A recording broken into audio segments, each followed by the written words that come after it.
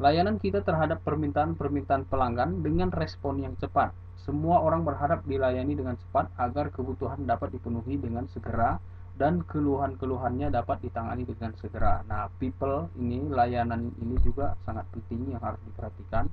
Oleh karena itu di perusahaan-perusahaan itu selalu diberi kepada karyawannya diberi sebuah pelatihan ya, bagaimana cara melayani dengan baik, bagaimana cara melayani dengan cepat dan dapat memuaskan pelanggan atau customer.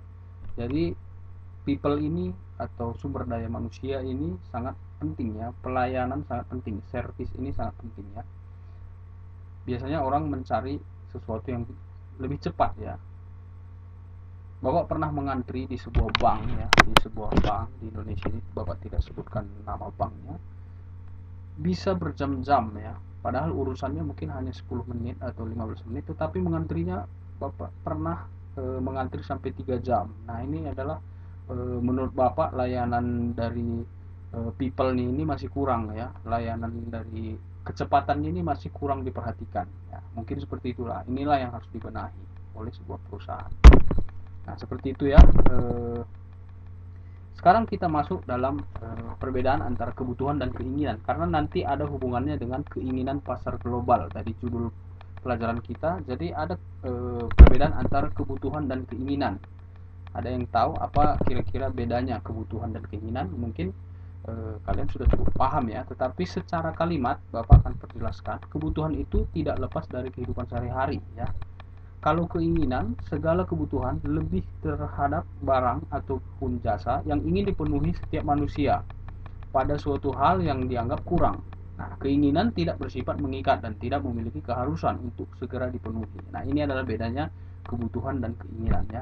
Kalau kebutuhan itu mendesak dari segi waktu, tetapi keinginan itu biasanya masih bisa ditunda, masih bisa tidak ya, dan tidak akan berdampak sangat fatal seperti itu. Nah, perhatikan tabel di bawah ini, ada indikatornya ya. Di kolom di sini ada indikator, di kolom di sini ada kebutuhan dan keinginan. Nah, indikatornya misalnya sifatnya kebutuhan itu biasanya objektif, perlu dan mengikat ya, harus. Seperti makan, itu harus ya, kalau tidak maka kita mati ya. Nah, keinginan itu sifatnya subjektif atau tidak harus. Nah, ini bedanya. Nah, dari indikator yang kedua, dampak yang diinginkan, kebutuhan itu dilihat dari segi manfaat ya, fungsinya apa. Kemudian kalau keinginan itu dampak yang diinginkan hanya kepuasan ya. Jadi kalau misalnya kita keinginannya tercapai hanya sifatnya kepuasan bukan manfaat. Kemudian indikator yang selanjutnya adalah yang dijadikan tolak ukur. Biasanya kebutuhan itu fungsinya, keinginan itu selera, tergantung selera. Jadi secara sederhana, jika kebutuhan adalah suatu yang harus dimiliki manusia karena tidak tingkat keperluan atau urgensinya yang tinggi, jika seorang memiliki kebutuhan terhadap barang atau jasa, biasanya hal penting yang menjadi pertimbangan adalah manfaat dari barang jasa beserta fungsinya. Ya, sudah Bapak jelaskan tadi.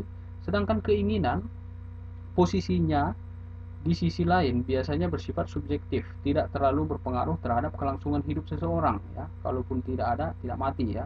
Pemenuhan terhadap keinginan biasanya bersifat terhadap kepuasan semata dan cenderung menyesuaikan terhadap selera individu. Nah, ini bedanya keinginan dan kebutuhan. Nah, perencanaan kerajinan harus sesuai dengan keinginan pasar global agar barang yang dibuat dapat menarik perhatian konsumen agar dapat menjadi produk saingan di pasar dan dibeli oleh konsumen.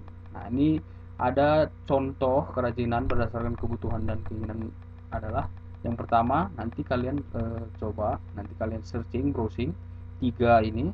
Yang pertama, produk kerajinan dari bahan limbah akar kayu jati dari situ Bondo. Nanti coba kalian searching ini, kemudian zat Jawa Timur yang berhasil menembus pasar ekspor terutama Perancis dan Jepang. Nah, ini produk kerajinan Indonesia sudah sangat meluas ya sampai ke global. Di sini contohnya yang ada kerajinan di Situbondo. Yang kedua, pengrajin yang berhasil juga di Indonesia itu sepatu tegep boots dari Bandung sudah berhasil diekspor ke berbagai negara seperti Australia hingga Jerman. Yang ketiga, produk kain kerajinan tenun lidi dari Ciamis diekspor ke Belanda. Nanti kalian cari tiga artikel ini, nanti kalian browsing ya. kalian buat catatannya mengenai 1, 2, 3 ini. Kalau bisa kalian nanti ketik ya di Microsoft tiga tiga ini, apa saja produknya, bagaimana bentuknya, kalau bisa ada fotonya, kalian download nanti kirim ya dalam bentuk Microsoft Word ya kepada bapak, tulis nama, nanti kirim ya dari 3 pengrajin ini supaya menambah wawasan kalian ya. Nah, itu tadi tugas yang pertama. Tugas yang kedua ya, tenang ya, meskipun tugasnya 2, bapak kasih waktunya cukup lama ini. Jadi penugasannya yang kedua adalah kalian nanti buat seperti ini. Coba kalian referensi produk kerajinan di sekitarmu, kemudian kalian klasifikasi produk tersebut berdasarkan kebutuhan dan keinginan.